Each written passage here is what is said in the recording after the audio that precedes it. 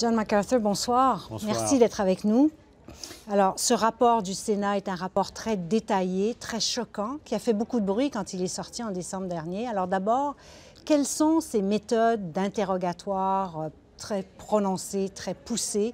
On parle bien de torture, là. Ah oui, oui, la simulation de noyade, c'est vraiment la pire méthode de torture et ça a été appliqué à des gens innocents et ainsi que des gens probablement pas innocents. Mais on ne sait pas très bien parce que tout ça a été fait dans des conditions hors de la loi, hors des normes juridiques.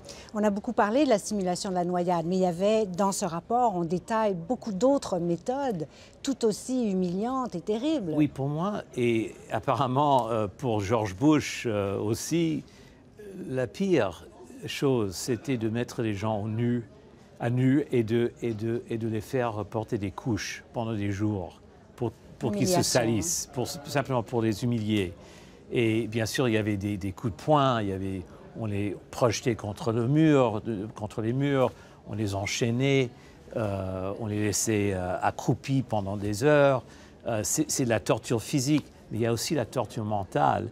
Et simplement de les faire porter des couches, c'est dégoûtant.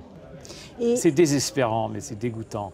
C'est désespérant parce que, ce sont des Américains qui ont commis ces actes horribles contre les gens de façon un peu aléatoire. Parce que la grande leçon de ce rapport, c'est que après toutes ces tortures, après toute ce programme d'interrogatoire renforcé, entre guillemets, ça n'a abouti à rien. C'était à 100% inefficace. Contrairement à ce que la CIA disait, que c'était nécessaire et que ça sauvait des vies. Oui, qu'on déjouait des complots, qu'on sauvait des vies américaines et que c'était absolument essentiel pour protéger la patrie après le 11 septembre. Alors voilà qu'on apprend. Et encore, ce n'est pas un rapport inventé par des gauchistes ou par des gens qui détestaient Bush. L'auteur principal de ce rapport, c'est un ancien du FBI, Daniel Jones, qui connaît très bien le milieu d'interrogatoire. Et la grande ironie, après toute cette lecture, c'est d'apprendre que les méthodes plus douces, les méthodes conventionnelles pratiquées par le FBI étaient beaucoup plus efficaces que la torture, la violence physique pratiquée par la CIA. Alors comment se fait-il qu'il a pu durer si longtemps? Parce que ça a commencé au lendemain des attentats, donc en 2001, et ça a duré jusqu'à ce que Barack Obama arrive. 2009, on a mis fin à ce programme. Il a mis fin officiellement en 2009, mais c'est Bush qui a vraiment mis fin au programme informellement en 2006. Parce qu'il était tellement gêné par les méthodes de torture décrites dans un briefing. Mais il a continué à mentir au grand peuple américain, au grand public. Et est-ce qu'il était au courant mais vous demandez comment ça a pu durer tellement longtemps. C'est à cause des mensonges très efficaces racontés par les hauts responsables de la CIA. On aurait pu penser que la CIA aurait été ébranlée après des révélations comme celle-là. Or, vous dites dans votre préface que la CIA est plus puissante que jamais, qu'elle aurait un budget secret d'autour de 50 milliards de dollars, sa propre armée privée, qu'elle mène ses propres guerres, qu'elle commandite des assassinats. C'est surprenant, non? Oui, c'est surprenant, sauf si on connaît un peu la politique américaine.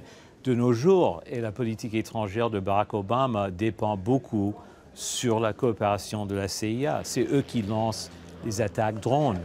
C'est eux qui s'occupent des assassinats, donc à Yémen et au Pakistan. Donc ils sont utiles pour Barack Obama. Alors il a été très prudent. Vous vous rappelez peut-être de ses constats après la publication du rapport. Il a dit oui, c'est pas très bien qu'on a pratiqué la torture, mais quand même, ces gens sont des patriotes.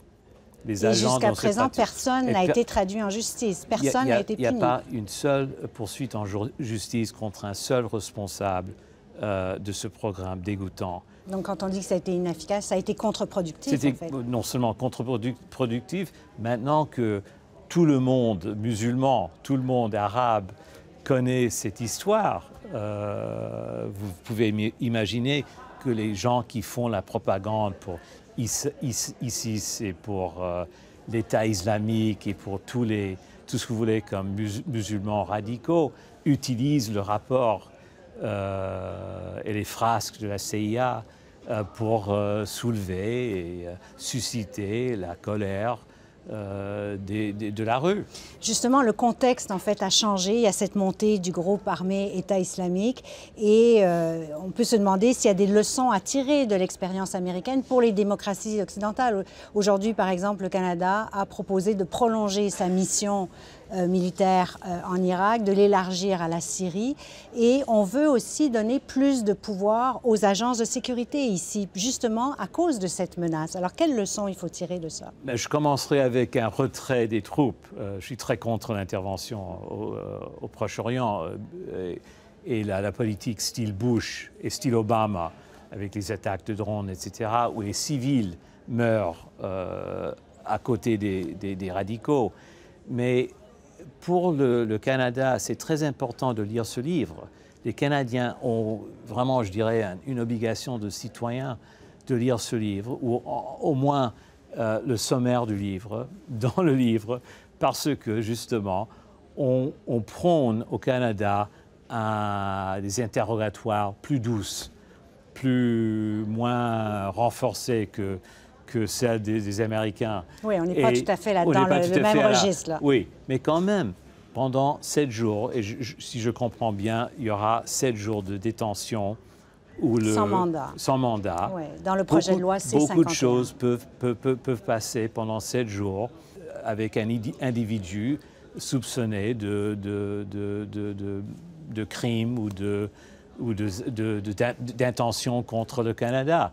L'opposition demande plus de surveillance. Il dit qu'il faut pouvoir surveiller un peu les agences de sécurité, donc qu'il y ait des garde-fous. Est-ce que ça aurait pu empêcher les dérives aux États-Unis si la CIA avait été plus surveillée? Bien, on avait la surveillance soi-disant du Sénat. Et vous voyez que ça n'a pas marché. C'était complètement inutile parce que la CIA avait le pouvoir et la capacité de mentir pendant 5-6 ans sans conséquence. Alors, si vous imaginez dans 3 ans une commission de votre Parlement où un chef de sécurité, un chef d'un service de renseignement canadien répond à des questions. Qu'est-ce qui s'est passé pendant l'interrogatoire de tel et tel suspect? Vous pensez qu'il va répondre honnêtement? Comment sait-on? On peut dire n'importe quoi. S'il n'y a personne, il n'y a pas de témoin. Et c'est ça ce qui s'est passé en secret dans les sites noirs de la CIA. Il y a eu des interrogatoires non surveillés où on pouvait faire n'importe quoi à n'importe qui. Et on l'a fait. Monsieur McArthur, merci beaucoup. Merci beaucoup. De cette merci à entrevue. vous.